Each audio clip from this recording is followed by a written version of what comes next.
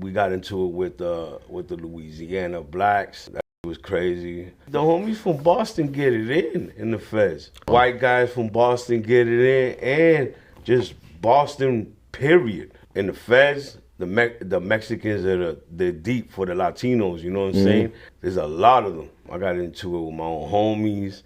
In the feds, it's like you got to worry more about your own people than you got to worry about the other people. I've seen everything though, from the fights to people getting killed to COs getting. I've seen it all. You see that every day in the pens, federal pens. You see that all the time. You got a moment when they see you down, just know they love it. Hey everybody, welcome to the Bounce Back Podcast. I'm your host, B. Luke. I got a special guest with me today. So why don't you tell the people your name, where you're from, and a little bit about yourself. My name is Ms. Rock. I'm from Chelsea. Before we get into the story, why don't you promote what you have going on right now, what you're doing with the music. I got this book right here. Why don't you get a little bit into the book we'll start with? All right, well, the book, I wrote that book while I was doing a 15-year federal sentence. I just came home about like a year ago. Okay, so what was the inspiration or the why behind writing the book? Was it just monetarily? Was it something that you thought could be helpful? It was actually like not a joke, but I was in the hole when we was reading urban novels, sharing them in the box when I was waiting trial in Wyatt. And my homie, I told my homie, I said, yo, I just read this book, man, this shit trash. He was like, won't you write one? And I was like, you know what? I think I could write one. Wow. And that's how that shit started. So I started writing it. So why don't you talk about, I don't know if they could see it from there. So why don't you talk about like the name of it, what it's about, man? So the name of it is Loyal to the Hood. It's an urban novel. It's just, a book about how the street life is. So what was like your process when it came to writing a book, right? I take it you never wrote a book before. So, never. I mean, what was that process like? Maybe some struggles that you encountered along the way? Yeah, so when I was writing the book, I was like, I didn't know what I was doing it. So I was just, I didn't know how to do it. So I was basically writing it and, it was all like one paragraph and I didn't know how to format. I didn't know how to edit. So, and then people was like, yo, your story's not good, but you gotta chop it up. You gotta learn how to put it together. Yeah. So, and I took a class, writing composition class, and then I understood how to format and learned how to put the book together. Okay, so talk about the process of taking it from like you're just writing in a notebook to what you see now. You gotta go through a publisher. How does it work, bro? Yeah, so how that worked was once I got the book together and I seen it was worth, chasing to get it out, I was looking for people, to help me publish it because I was in jail. So it's kind of hard, people got lives, you know what I'm saying? So, but I ended up, one of my cellies, he introduced me to his mother-in-law and she was looking for somebody or something to invest in. And he introduced me to her. I explained my book, sent her a manuscript, and it was go from there. Awesome. Why don't you tell the people how they can purchase it? Is it on Amazon? How do they go about that? Wherever books are sold. Okay. But I'd rather everybody go on my website is www.illmaticcreations.com. Okay. Do you get a bigger percentage if they buy it through your website? I get everything. Make sure you go to his website. Cut out the middleman. Yeah, cut it all the way out. Absolutely. So we're gonna touch on the music a little bit too, right? So you do music. Like, when did that become part of your story? The doing music. I mean, I've been doing music since I was a little kid. Okay. You know what I'm saying? I've been doing music, but right now my music is like all the way up right now. My music, I just released an album, probably about like 4 months ago. It's called King and My, Ms. Rock. And I just released a single called King Rhythm. The video just came out today. Okay. So that's what I'm doing with the music right now. Absolutely. Make sure you check that out. So you just dropping the video, right? Like, why is that important in this day and age to get these the music videos out there. It seemed like back in the day you had to be on BET or MTV, but now you got YouTube and these type of platforms. Why is it important to get it out there visually? Because that's what the people want. They want to see Facts. what the person look like. They want to see what he talking about, and they want to see that visual. The neighborhoods or All whatever the that. case may be. Absolutely. Because I always see, like, on YouTube, even the biggest artists, right? They just put out just the audio, and then they put out the official video. The official video always does way better in numbers. You know what I mean? So what were, like, some of your inspirations as far as rappers growing up? Like some of your favorite rappers? Nas. Okay, yo. Biggie. The lyrical kind of guys. Jay-Z. New York. Pac. Absolutely. The legends. You just named the GOATs right there, bro. You know So what do you got coming? You just dropped the album. Is that pretty much what we're pushing now? You already working on the next one? How does it work? No, I'm working on the next one. I'm working on 2 albums. I'm dropping in July. I already got it. It's July 11th. I'm dropping 2 albums. I got a album release party. Gonna be in my man DJ Cruz's Underground Club in Attleboro. Okay. So, you know, we got a lot of things going on. I got a lot of features going on with good people, you know what I'm saying? Absolutely. Shout out to DJ Cruz. I think he's from Cambridge. Is he Yeah, from he from Cambridge? Yeah, okay. Cambridge. We're thinking of the same That's guy. my yeah. man right there. Salute, yeah. Salute to the bridge, bro. So, yeah, make sure you guys be on the lookout for that. What I'm going to do now, we're going to rewind it a little bit, man. So why don't you talk about what it was like growing up in Chelsea, Massachusetts, maybe for people not from here? How would you describe Chelsea and what that was like for you growing up? Realistically, Chelsea is just another hood, another, you know, all the hoods are the same. You know what I'm saying? It's just growing up, trying to survive, trying to get that money, trying to just live, basically. It's a mixed city, but the majority is Puerto Ricans. It used to be. Okay. And I don't know about now, because now it's all types of Latins mixed. And everything's mixed now. Yeah. But it used to be, the majority used to be Puerto Ricans. Okay. So why don't you talk a little bit about what the household was like growing up? Did you have both parents in the house? Any brothers and sisters? No, I just had my mom's, my brother, and my sister. Your father, like, ever meet him? What was that situation? Yeah, I met my just not father. around? My father, he from Connecticut. Okay. I went out there, lived out there with him and shit. So growing up, how did you do in school? Did you start getting into trouble at a young age? And, like, do you think part of that is not having that male in the house to maybe discipline you? What do you think that was about? Maybe, because I can't really say it was because of that, because I don't know what it is to have Right. a dad around, so I can't say either or. But, you know, I did get into a lot of trouble. I started getting arrested at like 12. Wow. You know, just trying to be like the older dudes in my hood. And that's how it all started with the hood stuff. Yeah. So what's like a 12-year-old getting arrested for? What'd you get arrested for at 12? I mean, Me something and petty? somebody got into a fight, and the principal tried to break us up. And I don't know if it was me or dude I was fighting with. One of us elbowed him in his nose. Ooh, yeah. And they called the cops, and we both got arrested. Wow. And that's how that went. And so what ends up coming of that? You get put on juvenile probation. Nah, I think we actually beat the case. Like, Okay. He didn't like he got us arrested, but he didn't go further with the charges. You know what I'm saying? Did you do any juvenile time at one point? Definitely. So why don't we talk about that experience, right? What was the first, like, where did you go? Were you in Harvard Street Metro? And, like, what's that like? I was in Canterbury Road. Yep, Rosendale? Yeah, Rosendale. Okay. Yeah, I got committed when I was like 16. I got committed for a shooting, and I got committed to 18. Okay.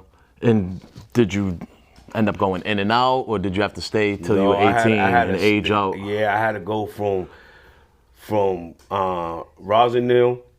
I went to JRI to do that evaluation program. Okay. And then from JRI, I went to Grafton Secure. And then I went to, on Dwight Street, there's like a little halfway house thing for juveniles. I went there for like 4 months, and then I aged out, 18. Okay, did you get your GED while you were there or anything like that? Nah. No? So you get out, you age out. What's like next for you? You just full blown in the streets. This is what I'm doing. I'm gonna get rich in the streets. You know that. Back to the bullshit. Yeah. So, what ends up leading up to the first time you doing like adult time? I think the first time I went to the Bay was for I did an unarmed robbery. Okay. And you were in South Bay. You got did you I got get 18 sentenced? months. Yeah, I got 18 months in the Bay. Couple county bids. I saw you in Bill Rick around 2006. So like, what were you doing for a bid there, and like, for what was the same thing? Nah, Guns, I think kinda, it was I think I had like a year, I think, in Bill Ricker, and then from there I had it on and after I had to go to the Bay to do another 18 months. Okay. And Chelsea is Suffolk County? Yeah, correct? 617. Okay. Yep. Okay. That makes sense. So, what eventually leads up to the whole situation where the feds get involved? Like, what happens? Just one day they come knocking on your door? Yeah, not like that, but you know, I guess they had somebody wired up. You know what I'm saying? He got in trouble, I guess, and he wanted to turn. Okay. So he can knock out the whatever he did. You know, he got caught with drugs and he wanted to not do his time. So he turned informant. He became a cooperating witness with the feds. Wow. And then he set up our whole team, wired up, buying drugs, buying guns, all that shit. So, I mean, was this like a big sweep? Like, did you have a lot of co-defendants? Nah, or how does that work? I had about like just 10 of us. It wasn't big. I mean, it's not super small neither. I guess maybe for a federal thing it is. So I guess kind of walk me through the process, right? You get arraigned at U.S. District. I mean, you see your name versus the United States. I mean, what's going through your mind, man? Just you ready to go do some time? Yeah, I'm gonna get smoked because they had us. They said that they was charging us with a RICO, and they was charging us with the RICO was conspiracy to commit murder, but we never got charged for it. We just got charged for the individual, like selling guns and drugs and shit. But they was trying to scream that shit in the beginning, so shit was kind of hectic. And did you where did you like wait trial? Did you go to Plymouth? Now I went to Wyatt. Wyatt. Okay, so why don't you talk to me a little bit about Wyatt? I've been to Plymouth. I've never been to Wyatt. I mean, explain how it's set up, how it works. What are you there for? Is it just like classification? You just stopping through? You're there like a National Street. You're just there, like a Cambridge jail or National Street. You're there waiting, going back and forth to court. Okay. That's just sweet. That's like a camp over there. They got like what's the break there? You got like a big yacht over there, or no yacht? It's like now I don't know if you ever been to National Street, but it's just like secluded. No, but I've seen them. It's like secluded units. Okay. And how don't really move around too much. So how does it work for because Wyatt is where? That's in Rhode Island, Connecticut? Yes, Central Falls, I think. Okay, so you got New England guys. You got like New York guys and stuff too, and like how does that work? Yeah, you got Connecticut guys, Mass guys, and Rhode Island guys. Okay. So how does it work? Say you get there and you want to use a phone. Like, do you gotta go through certain channels? Nah. So really over there, you got a lot of phones. It's not like penitentiaries and state jails. You know what I'm saying? Where everybody's claiming this is my phone. It's my. I told you that shit's like a camp over there. Ain't shit. What about? Does it have like a chow hall? Do you eat on the unit? Yeah, you eat on the unit. Okay. So eventually, what happens? Do you take this all the way to the hoop? Like, what's your lawyer telling you? Are you gonna beat this? What's your confidence level? So they charged me with armed career criminal and career offender. I had a 360 to life guideline range. So my lawyer's like, you want to take 30? And I'm like, I'm not gonna take no 30 years. I just can't do it. You know what I'm saying? I'm not taking no 30. Yeah. He was like, but if you lose, they can give you up to life because you're armed career, armed career and career offender. So I'm like, let's go. I mean, I don't got nothing to lose. 30 or life is same shit to me. Might as well give me life. Yeah. So at that time there was I think he was a senator or something. His name was Eric Holder or something like that. he was against the enhancement for career offender that gave you the 360 to life, which is called 851. So he told all judges that right now you can't use it. So now my lawyer comes to me. He's like, hey, listen, they can't use that. Now your guidelines is 15 to life. He was like, and you have Judge Zobel. She's a good judge. She's against mandatory minimums. Right. Okay. So if you lose, I still believe she's gonna give you the 15. So let's go. Let's rock it out. Yeah. We went. I lost. Got hit with the 15. At any point during the trial, did you feel like you got a chance to beat this, or like I know the feds usually dot their I's and cross their T's. It seems like they don't really get you unless they got you. I mean, yeah. So I had some shit in my case where the informant was the cooperating witness. He was he got caught doing shit that he wasn't supposed to. Like he got caught like selling drugs and guns, the same drugs and guns that were confiscated in sales. So I'm like, I got a chance of beating it on entrapment, but destroying his credibility or whatever the case may be. Entrapment, meaning that he was the same guns and drugs. He was buying them, selling them, getting them back. Like he was just doing wild shit with it. Yeah, that's wild. So the verdict comes back, guilty. Boom. I mean, how long until they give you the sentence? Do you go back to Wyatt? You get sentenced that day? Talk about that. Nah, they don't do it like that. So, so the last day of trial when they deliberated, it took about, I don't know, half hour. And my lawyer came down. He was like, "This is like one of the fastest deliberations I've seen." He was like, "And it's not good when that happens." Right. So I went upstairs, guilty. So when you get found guilty in the feds, you got to do like a pre-sentence report. You gotta go through stages. You gotta see probation, and then you have to have a sentencing hearing. So and then now the sentencing comes. The prosecutor was asking for 30.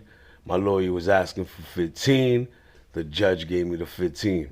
What kind of things is your lawyer saying? Like on your behalf, is he telling the judge, hey, since he's been in, he's done this, like what goes into those conversations to figure out like how much time the judge is gonna give you? So when they arguing in court on your sentencing hearing, that's how they talking about. They're like, hey, he did this program, he did this, giving him 30 years. He's look at his age. You know what I'm saying? Like.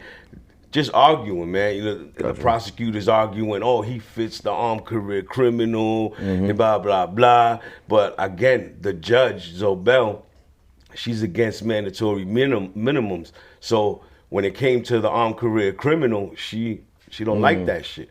Okay. So she gave me the 15, and she does it with a lot of that name sounds familiar. Zobel, she retired. Okay, I don't know why, but it sounds familiar. Yeah. So 15 years, that's the sentence. I mean, how'd you feel about that? I mean, when you were looking at so much, did you feel... I was going to get it regardless. But did you feel you made out?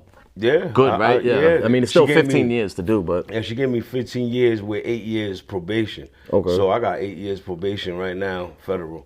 So you got 15 years and then 8 years probation. So right now, I did 13 and a half on the 15. Okay. And now I got 8 years probation. Okay, so I guess walk me through, you get sentenced, you get the 15 years.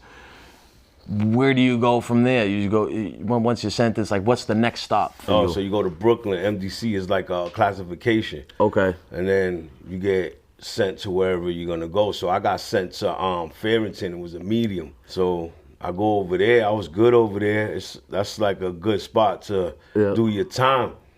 But I started making money over there. I got caught with a whole bunch of K2. Boom. From there, I went to they sent me to USP Pollock, a penitentiary in Louisiana. So I mean, now you get to a USP, a little bit different from medium. I mean, what USP? Talk about that. That's like the end of the line as far as the system goes, right? A whole different world. Okay. Whole different world. Gangbang Central type shit. So how does it work for you, right? Do you get asked, like, are you on Boston time? Are you on? You know what I mean? Are you on with your brother? Like, how does that work for you? And do you get a choice or? Nah, you don't get it. Not with us, anyways. Okay. I'm a Latin King, so it's all Latin King time. Okay. And I mean, you guys got pretty deep numbers in the federal assistance, or no? Not in the feds. Not in the feds. Nah. Okay, so you got those other West Coast, what you call it, West Coast Latin gangs over there that are pretty serious. You got all that crazy shit over there. Wow. Okay, so it's like the Mexican gangs and shit.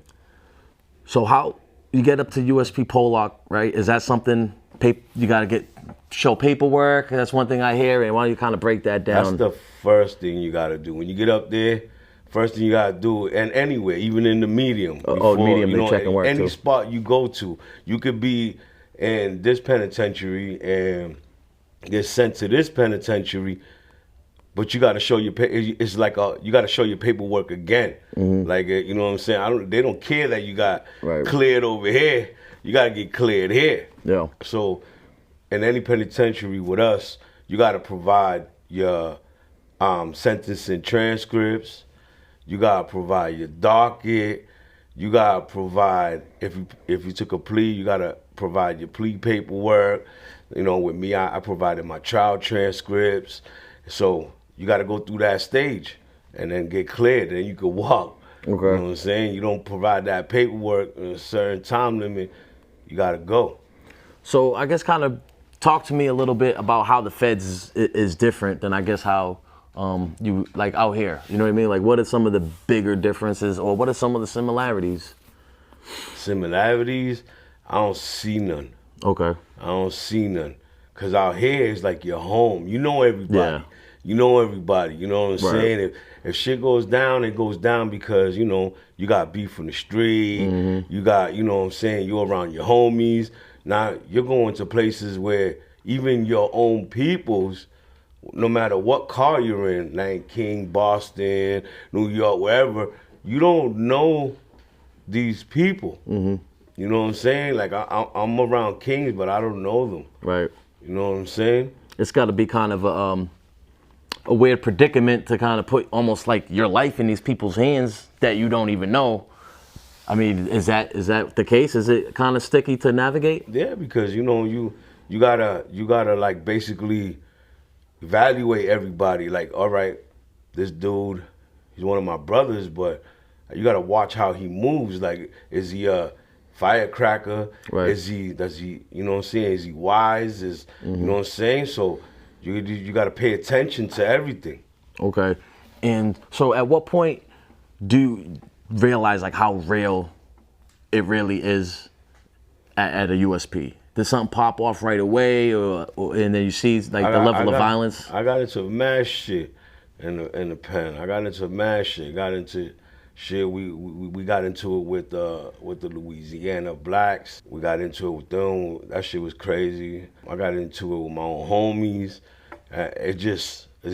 Yeah. I got into a lot of shit up there. Yeah, it seems like a lot of times too that the violence can come from your own people, and that's got to be another scary thing. That's where the most comes from. Yeah. In the feds, it's like you got to worry more about your own people than you got to worry about the other people. What are some things that you were doing with your time up there at Pollock? In Pollock, yeah. that's when I like got. I told you, like in Wyatt, I was writing. I got connected with that lady, but in Pollock, I started going crazy because in the library they got the word program up there. So I was typing books, writing books. I was just focused on that shit. Writing books, writing music, music. That's all I was doing. Yeah. That's how I did my time, basically. How long did you spend at Pollock? I was there probably like 18 months. 18 months? Okay. So, I mean, what are some of like the wildest things that you've seen up there? I've seen everything, from stabbings to fights to people getting killed to COs getting stabbed. I've seen it all. Yeah. You see that every day in the pens, federal pens. You see that all the time. Yeah. What are some things you would tell, say you would go to like a DYS, right? To speak to some of those kids there, tell them what's waiting for them if on that federal system in the USP and why they don't want to go there, why they, I mean, why they don't want to go there? Yeah. First of all, they don't want to go there because of the time the feds give you. You know what I'm saying? And it's not, you're not getting 6 months, a year. You know what I'm saying? They trying to hit you with 10 and up type shit. Yeah. That's number one. And I tell the kids, if you want to risk your life and you're ready to die, then go to the feds, because basically that's what could happen. Wow. Now, what happens? Do your points drop? How do you go? Like, you're there 18 months. What happens? How do you end up leave? I told you we got into it, and then one of the COs that was restraining me, she got stabbed in her hand. Oh. So from there, they sent me to the Smooth program. Okay. So I guess break that down for maybe people who don't know what that is. All right. So the Smooth program is a 24-hour lockdown jail. So it's a program for 18 months that you're locked down. Okay. And while you're there, you got to do programs like anger management. Yeah. You're just locked in your cell all day. Okay. And then where do they put you after you get out the Smooth? You go back to Pollock? From there I went to Florence, Colorado, USP. Okay. And what do they do? They fly you? On an airplane? Yeah. Okay. So now you get Colorado, little further west, right? I mean, are the politics similar from USP to USP? The same shit. Everywhere you go in the feds, pens is all the same shit, same politics. Are there places that maybe this crew is deeper here at Pollock, like you're amongst more of your people, whereas opposed to here, you're the minority, or is it kind of all evenly broken up? That's like different for other cars. Like for us, for the Kings, like we're kind of smaller numbers mostly everywhere. We might have like 2 pens where there's a lot, but not a lot like other cars. You know what I'm saying? So what do you think are some of the biggest difference between like the West Coast Spanish guys compared to the East Coast Spanish guys? Because I had a kid, he was from California. He knew only like pretty much of Mexicans. He's like, I never even heard of a Puerto Rican until he came. I mean, granted, he was young when he came here, you know what I mean? So, but he's like, I've never even heard of like Puerto Ricans or Dominicans because it was like all Mexicans over there. I mean, is that the same thing? Yeah, whoever told you that, they speaking facts. That's what it is. Or like in the feds, the Mexicans they're deep for the Latinos. You know what I'm saying? There's a lot of them. Okay. So how does it work if it's like the Spanish, and is it just like these guys and these guys, or now all the Spanish guys got to come together, all the black guys, or how does that work? Yeah, it doesn't really get to that. You try to shit like that happens when there's like racial tension. Okay. You know what I'm saying? And then the Spanish with the Spanish, the whites with the whites, blacks with the blacks, et cetera, et cetera. Yeah. Okay, so talk a little bit about USP Florence. Are they all pretty much similarly set up? I know some places are older than others, like Leavenworth is pretty old. You got some newer places. But that's not a pen no more. Yeah, I know, yeah. The last guy just had it in here. When he first went up there, it was a pen, but like, are they all kind of set up the same, like modular units, like looking like Nashua Street, or how does it look? Nah, they're like more like, I don't know, they look like little houses, really. Okay. They look like little houses, but they're units. You know, they got one door for one unit, one door for another unit. You come out, you walk, there's another little house. You know, then they got the shed with the metal detectors. Every unit got a metal detector too. Okay. Do they got what do they got for a yard? Do they got a big yard? Are you playing softball, handball? What goes on in the yard? Shit. So it used to be one big yard. The pens used to be one big yard, but because of all the killings and stabbings, they broke the yards down. So let's just say they call one side of a penitentiary. Say they might say A, B, C, D, and E. They might have this yard, and this yard. And then they'll make the 5-minute move, and then they'll call the other 6 units, and they'll have this yard, this yard, this yard, just to minimize, so they can control. Like when shit goes crazy, they can control it better rather than an open yard and shit go ham. That is over with. What about like, what did you do? Did you play any sports on the yard, or what are some kind of things that you kind of kept yourself busy with? Was it just the writing? The writing, man, the books and the music. Was it like an all in with it. It like was an escape? Yeah, it was definitely an escape for me. That's fun. what made my time go. And how important do you think it is to have something like that? Because I'm sure you must see people mentally break. It's very important because you see people, like you just said, they mentally break, they go crazy, or they just from yard to yard stabbing people, getting stabbed, and then the smooth they go even more crazy of being isolated for so long. That shit fucks with your head, being isolated like that. So being at these USPs, right? Like people don't make it out alive sometimes, right? Fact. Were you there when someone had lost their life? And I guess what goes through your head? And like, is it a reality check sometimes? Or what's like the feeling around the whole place? Tension. It kind of reminds you where you're at. Yeah, it's kind of crazy though, because in the pen, like, say somebody gets stabbed and killed. I seen the penitentiary shut down for the night, and in the morning they open up like nothing ever happened. Wow. What about if it was something on a staff, and how often does that happen? Like staff assaults? That they locking you down that time? Yeah, they ain't playing no games. When a CO gets hurt, you down for months. Wow. You down for months. And has that happened while you were up there? A lot of times. And then you just sit in right in the cell for months. So how does, like, when you're on lockdown, they let you off for showers and stuff, or you bird bathing it? Nah, so when you're on lockdown, when the jail's on lockdown, it's Mondays, Wednesdays, and Fridays. Okay. You go shower, and they bring you out handcuffed to shower, uncuff you, let you shower 5 minutes, and same shit back. So what about if you're doing any school or programs? I take it on a lockdown, you don't get to go to none of that, right? None of that. You lose all that. Like, it's pretty unfortunate because my brother's up Shirley Max right now, and one of their units is locked down, as it always is. And he has a college course, but since they're locked down, and then he's missing like a third class. It may affect something that he had nothing to do with. The people who probably did what they had to do are probably gone or in the hole somewhere, and everyone else is suffering. It kind of makes for I don't know, to build resentment towards the administration, wouldn't you think? Like, why are we getting locked down when you just took the two guys and now they're in ADX or wherever they're at? We're paying for it. And we're still locked down. Yeah. You know what I'm saying? And then everything somebody had going on, like how you said, going to college or trying to do this, do that. Now, they can't get it. And sometimes the program expires. Yeah. So now they got to start all over again. Mm-hmm. So when you're meeting these new people, these other Spanish guys from around the country, right? And you tell them from Chelsea or Boston, what is it that they know of Boston, if anything, and what do you kind of tell them, like how it is, if they ask, like, yo, what was it like growing up out there?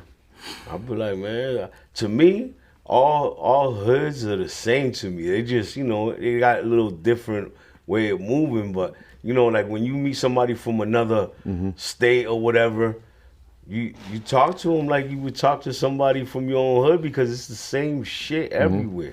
Are most people like surprised when they hear about dudes from Boston, whatever that may be, getting it? Because you don't really think much about Boston like that on a national level. We know things go down here, but on a national level, you kind of get the Red Sox kid in the town. Like, that's the version of Boston that's just pretty much put in front of like media, movies and stuff. So people may have a different idea. Is that a case you ran across with dudes I didn't even know? The homies from Boston get it in the feds. So their reputation already is established when you get there. So people already know that you don't even got to tell them. The white guys from Boston get it in, and just Boston, period. Mm-hmm. So how long are you up at Pollock now?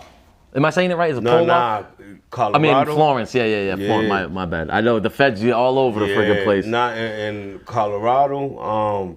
I was there like almost a year. Okay. So 18 months there, a year there, cut 2.5 years in, and then you're waiting trial maybe 3 or 4 years. Where's the next stop after Florence? Do you get to hit a medium, or is it another penitentiary? No, I went back to the smooth. Okay, what happens? I got into it with somebody, and he tried to stab me. I hit him with a lock. Boom, boom. I ended up back in the Smooth, but I ended up in the new Smooth in Illinois. Okay. What, Marion? Or Nah, what's over there? I forget what it was called. Something in Illinois. So when you say you got into it with somebody, was it strictly, I mean, and you don't have to answer it if you don't want to, was it like a personal thing, like this dude disrespected me, or was it like, you know, the car kind of, somebody got to step up and do something with the, how is it, you know? He just, you know, it just had to happen. Okay. You know what I'm saying? It had to happen. Got you. Shit happened. I ended up back over there. And then you're sitting in the Smooth, what, another 18 months? Nah, they changed it from 18 months to 9 months. Okay. Because they were getting like lawsuits for the isolation thing. You know what I'm saying? You had a lot of researchers and psychiatrists and everything fighting that was way too much isolation time. Yeah. That was causing people to go nuts. Yep, very inhumane, you know? Yeah, so, definitely inhumane. I mean, we're social creatures, you know what I mean? Even when you see like animals in a cage, you know what I mean? Like you could see it on them, like they're not comfortable. That's not where they're supposed to be. It's pretty wrong, in my opinion. And so, okay, you get out this. So, what's the next stop now? You go back to Florence? Once you I finish go that? to West Virginia, Hazleton. USP Hazleton. Yeah. Okay, so a notorious thing just went down there with a Boston guy. I mean, you know what I'm talking about? Yeah. Was it okay? So why don't you tell the people who don't know what happened to that guy? Was it something you were there for? Is it something you heard about on the news? Like Whitey Bulger do? Yeah. Yeah. So what happened to what? So I think Whitey Bulger was in Florida. He had an incident with a nurse or something, maybe. Whatever it may have been. They shipped him out. I don't know the whole story with him. All I know is that when I got there, they told me that when he got there, they just did him dirty. They killed him, dude. And so that happened before you got there. So yeah. Okay. It happened before. So now you get to USP Hazleton. Same thing. How long are you there? Couple years? No, I went home from there. You wrapped up from the USP? Yeah. So you never hit a medium or a low or anything? Just in the beginning, I told you, I was there for a little bit. But other than that, it was all pen and Smooth. That's it. You start getting close, right? 15 years is a long time, but eventually you start creeping up on year 8, 9, or whatever it is, and then you see that light at the end of the tunnel. I mean, at what point do you start developing maybe a plan for your release? The whole time I was there, like maybe, well, I'm not gonna say the whole time. So maybe like I got 5 years in, I start, you know, like I see myself mentally maturing. You know, I'm having relationships, even though it's on the phone, having relationships with my kids, and it was like I need to change my life when I get home. Yeah. You know what I'm saying? And I started doing it. I started creating a business. I started doing my book stuff. I started with the music, going hard with the music. And everything I created when I was in jail, I came home and I'm doing it now. Yeah. I got 2 jobs. Like, That's I'm fine. doing good. Yeah, you should be proud of yourself, and I'm sure you making, you know, set the example for your kids, right? Yeah. Is that the main thing you think for you? Was being a father that kind of changed, or is it just everything, that? man? It was just everything. I was just tired of that jail shit. It gets old, right? Yeah, man. I did it my whole life, man. So in and out, in and out, in and out. Then the big 15 that I did 13 and a half on, that I was like, man, this shit is not working. I want to get rich. I got talent, and I know I could do it. Yep. So I came home, and when I came home, it's like everything came together. It was weird. Because I came home to a medical facility, just everything came together, man.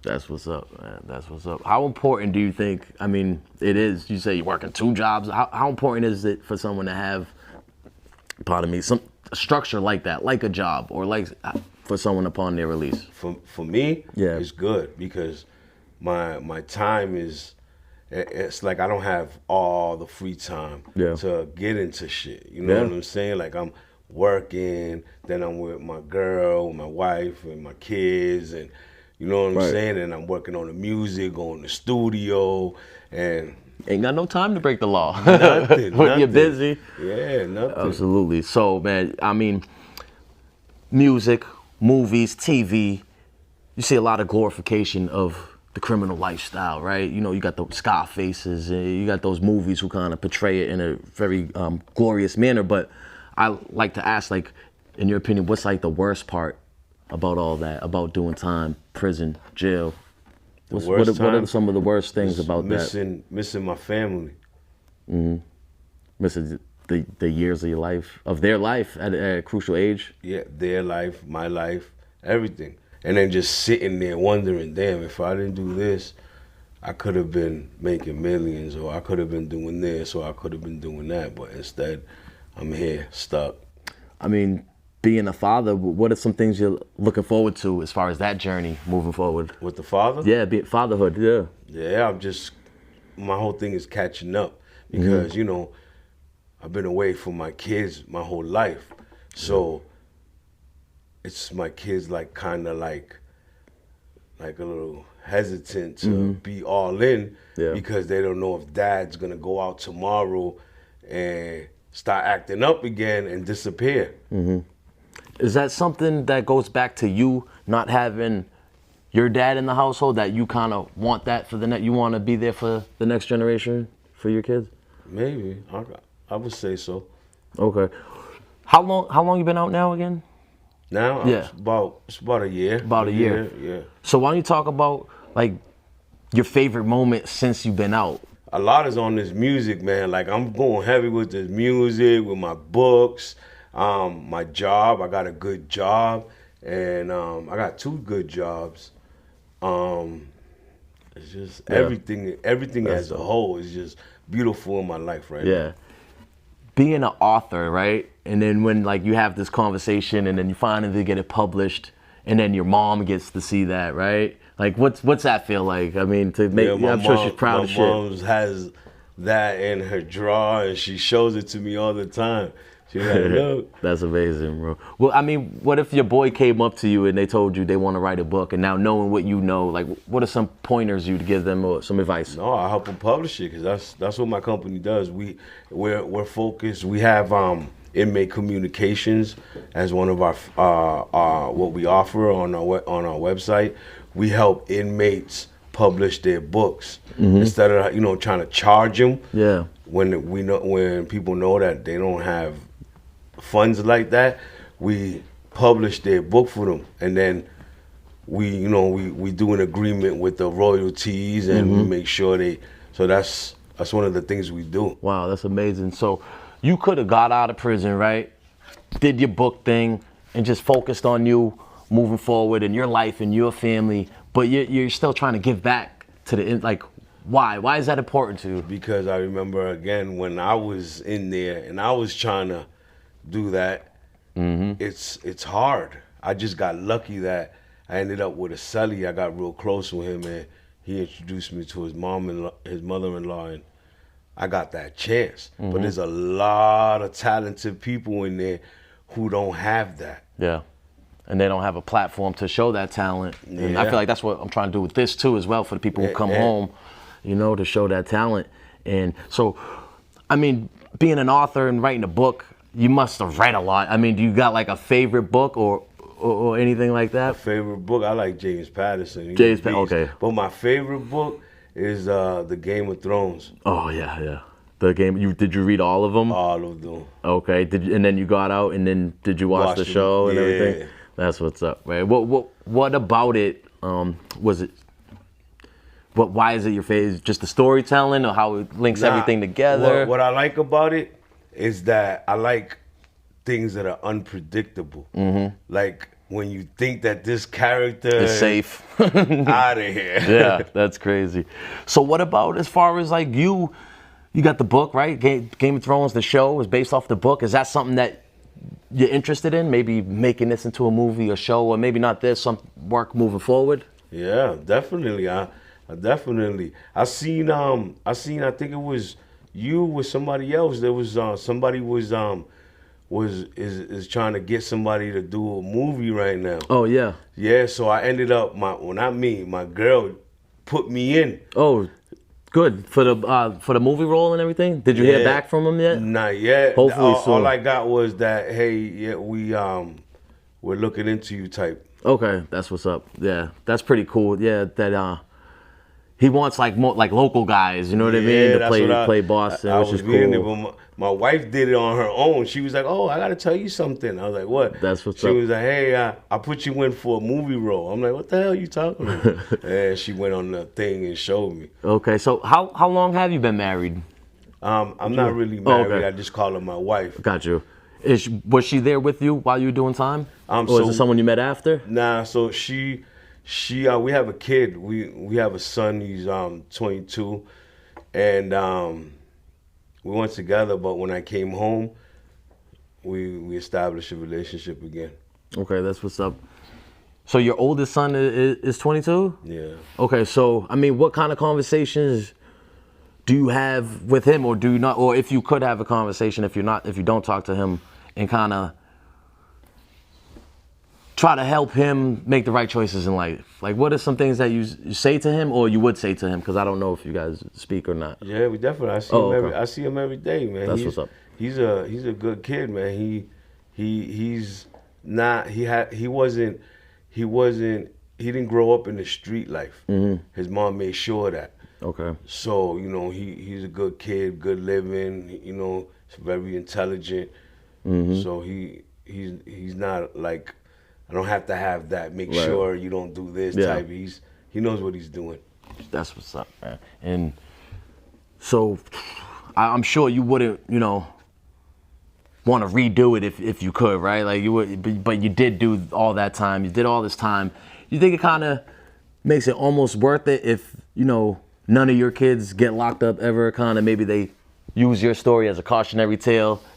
You kind of make it worth it, even though if you had the opportunity, you'd probably be like, nah, I don't want to do all these years. But you think it's like some sort of positive thing that comes out of it if they do all right? Yeah, I tell him all the time about jail. I tell him all the time, like, and especially in my youngest, he just turned 14. I tell him all the time. I'm like, because he's a good kid too, but at any time, kids can get influenced into doing other shit. But I tell him all the time. I explain the jail life, and my son tells me that I don't never want to go to jail. I was like, you shouldn't want to go to jail. Mm-hmm. So what are some of the things that you do tell him about it? I tell him everything. Yeah. I tell it to him raw. This is what happens. And he just like he gets stunned at it. Well, doing all this time, right? It's a lot of time to self-reflect. What have you learned about yourself looking back and being able to make it through that? Actually, I learned a lot of things about myself. I learned that that basically everything I've been through in my life, I could have avoided. Mm-hmm. I could have became something better in life, and that's what I told you when I made that decision. Mm-hmm. Like, hey, I'm gonna come home and I'm gonna live a whole different life because I realized that I don't want that life no more. Yeah. It seems like you're taking like a lot of accountability for your actions. Why is that important? Is it to set the example for your kids? To set the example for myself. I like that. You know what I'm saying? Because when you take accountability, you're basically letting yourself know it's been you this whole time. It ain't nobody else's fault that you did this, and that. You did it because you wanted to do that shit. Absolutely. What are some things that you're looking forward to as far as just being free, moving forward? Like, do you want to travel? What are some things that you want to do moving forward with your freedom? I want to travel. I never been really anywhere. And all I know is Chelsea, Massachusetts, jails, prisons. Yeah, only traveling you did was in the penitentiaries, huh? Yeah, got to see the whole country from like that. I seen a whole lot of states. Right. So now you want to like my family, they travel. Like they go to Puerto Rico, they go to Florida. So, and they always used to invite me, and I'd be too busy in the street life that I never go with them. Yeah, Phil, you're gonna miss out on all this money. Yeah, but now we be doing all types of stuff. I went paintballing, I went bowling, Right. I went this shit that I never did before. Yeah, and you had a good time. Yeah, they're little things, but to me they're big. I think the important part about that is the open-mindedness, right? You might not know that you love bowling unless you try it, right? Even though that's corny. You know how people are on. Everybody's the toughest gangster on the street. That shit was fun. That shit was fun. Yeah, that's cool, man. So what's next for you? What's the next move immediately after this? Is it another book, another album? What's the immediate thing? I'm doing both. Just keep going. I got like about 13 books that's already done that I did while I was in jail. That just got to get published? Yeah, I'm just typing, editing. That's at the amazing. same time, I'm recording. Like I said, I got 2 albums coming out. Wow. July 11th. Wow. Always Outside and Chelsea Demon. 2 albums coming out the same day. That's fire, bro. And back with the traveling too, I feel like the music is like a dope thing that you can incorporate with the traveling. You know, you start reaching out to people, maybe doing shows in Atlanta, in Florida. You know what I mean? That way you can, in the future at some point, get paid to travel. You know, you're working, but it's like, and I think that's a great thing with the music. I can't wait till that happens. Yeah, absolutely. How many videos have you put out? And like, talk about like that experience. Is that fun for you? Is it a lot of work? Or like, how does who does your videos? Is it something you do? Talk a little bit about that. So the logistics. My video dude is Bridges. I don't know if you heard of him. I think so. Yeah. Yeah, he does a lot of people's videos, man. But that's my video dude. Okay. And it's fun. I love working with him. He's a good dude, man. And I got about 4 videos out right now. That's fire. I told you I dropped. One got dropped today. Yep, make sure King you guys Rhythm. check that out. You gotta check it out. King Rhythm is shit fire. And so you have what's the YouTube page too? Ms Rock? My YouTube channel is at Ms Rock 360. Okay. And everything's at Ms Rock 360. 360? Okay. My TikTok, my Instagram, everything is Ms Rock 360. I mean, talk about like the difference it's been, man. 15 years, a lot's changed technology wise. I mean, talk about that, like, adjustment in adapting to that. Was that easy for you? Definitely not. When I first came home, my sister bought me an iPhone. And I don't even know how to answer. So right. I don't even know how to answer the call sometimes. Wow. My boy's calling from jail. I don't know how to open the keypad and press to accept it.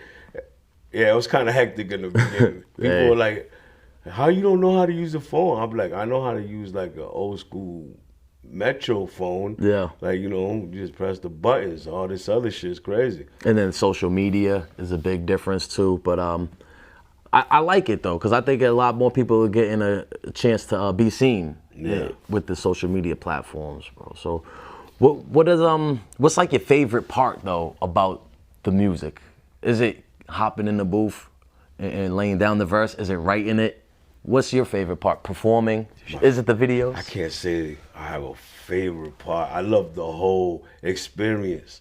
Okay. I love writing it and then releasing it in the booth and then waiting for my engineer to put it together, and I'm like calling him like, yo, you done with that shit yet? He's like, yo, relax. You know what I'm saying? Yeah, it seems like a lot goes into making an album, right? You're talking about the videographer, the engineer. Teamwork make the dream work. Why is it important to have a team, in your opinion? Because you got to get all those things done. There's a lot of things, a lot of art in it. You got your engineer, you like you said, the videographer. You got your beat guy. You know what I'm saying? Like I got a good team. What is so what's your opinion on like the Massachusetts or Boston music scene right now? What's your opinion on that? Fire. Yeah? Fire.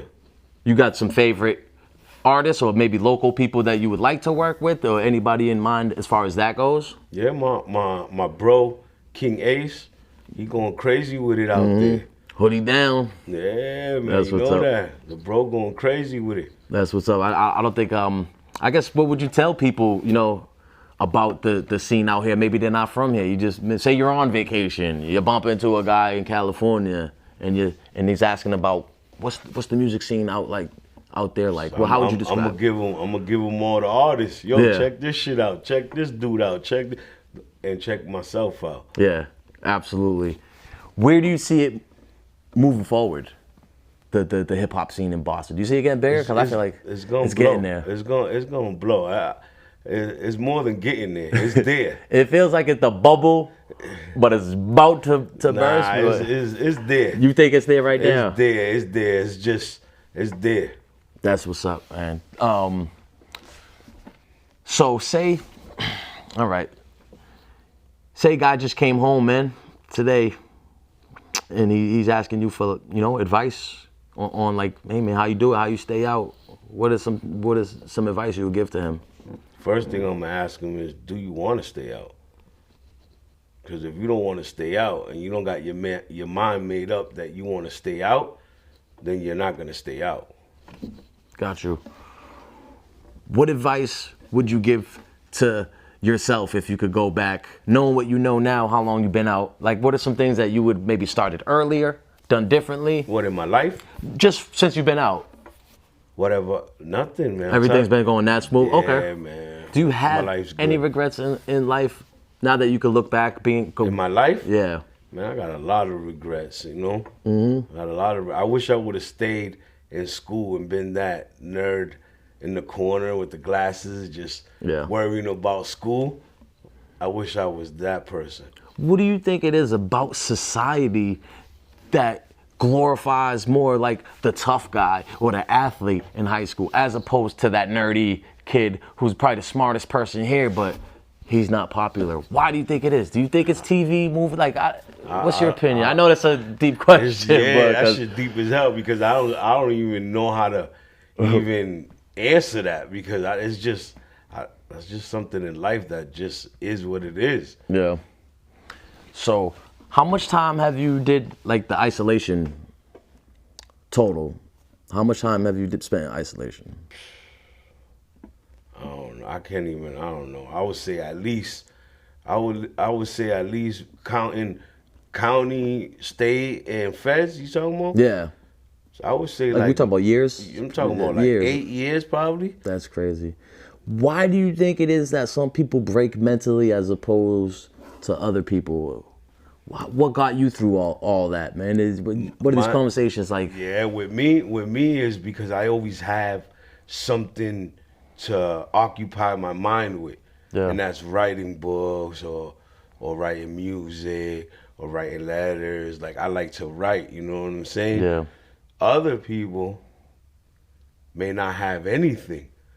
So all they do is they sit there and they think, they're like obsessionally thinking, and they get lost in their mind. Yeah. And they never come back. Yeah. That's crazy. Do you see a lot of people like meds being pushed on them? And like sometimes you see people, man, I've seen a guy 18 months later after he started taking a totally different person. Like, I don't even know if the dude remembered me. Like, is that something that you see there? You see them all zoned out. Yeah, I see that all the time. You see it all the time. Anybody who's been to jail, you see that.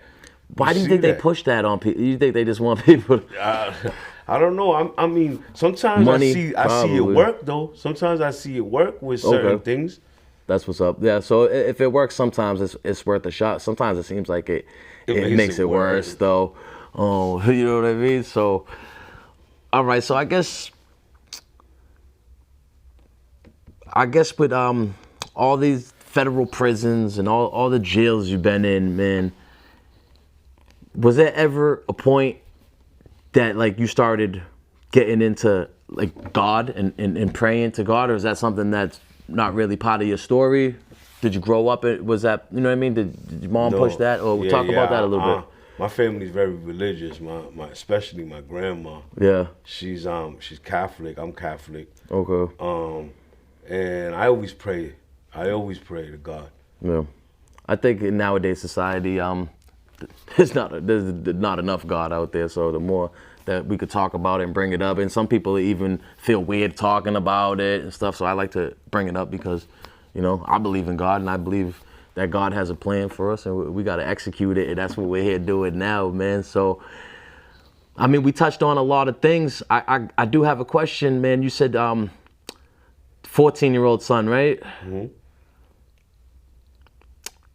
what would you say to him if he comes home one day and he's like gang banging? I mean, how would you feel about that? Would you feel that you failed if that was the case? Or like, what are some things you would tell him? It's just not gonna happen. Yeah. It's not gonna happen. He's like, I'm not into hypotheticals. Nah, it's not that. It's just that if he ever came home like that, it would end right there. It would end. And I think that's the importance of the father being there. You know what I mean? To have that. So, I mean, we touched on a lot of things, bro. If there was anything that you wanted to touch on that we didn't get a chance to, we could talk about that now. And if not, man, just some closing words for the audience. Yeah, I think we touched on. I think this was a good interview, man. Absolutely. And I respect you for having me here, man. I appreciate it. Yeah, thanks for coming, man. And I respect everything you're doing, man. Thank you. That means a lot, man. And I'm looking forward to watching your journey moving forward. I see big things coming for you. I mean, the fact that you're manifesting all this stuff. It's not just, everybody has ideas, but you have a book. Like, you could throw this at someone. Like, that's my book. It's physically here. And for things to go from an idea to actualizing it and manifesting it to this is something that's sitting right here, right now, to me, that's amazing. You know what I mean? Especially coming from where you come from, bro. So I just wanted to say I admire what you're doing, man. And I thank you for coming. And it's been great. And it's an open invite, man. Next time, you want to come through, you got something new to promote, I'll always have you back, bro. And I appreciate you telling your story. So I guess before I let you go, tell the people why it was important for you to come up here and tell your story, or for whoever comes up here and tells their story. Why are these stories important to be told? They're important because, people who are watching and listening, they get to see people prosper from being in tough situations to getting out of the tough situations. Mm-hmm. So if they're ever in a tough situation, they don't think, hey, I can't never get out of it. I seen so-and-so get out of it, and look at him now. Right. And it's like, man, if this dude can make it this far coming from where he came from, I shouldn't have an excuse, right? What am I even doing? You know what I mean? I should be moving forward, and that's what it's about, man. So thanks again for coming up. Guys, Ms. Rock, B. Luke, the Bounce Back Podcast. It is what it is. Remember, what's next is what you make it. Make sure you get the book, Loyal to the Hood. Subscribe, comment, like. And on that note, guys, remember, it is what it is. What's next is what you make it. And we're out of here. Peace. Word.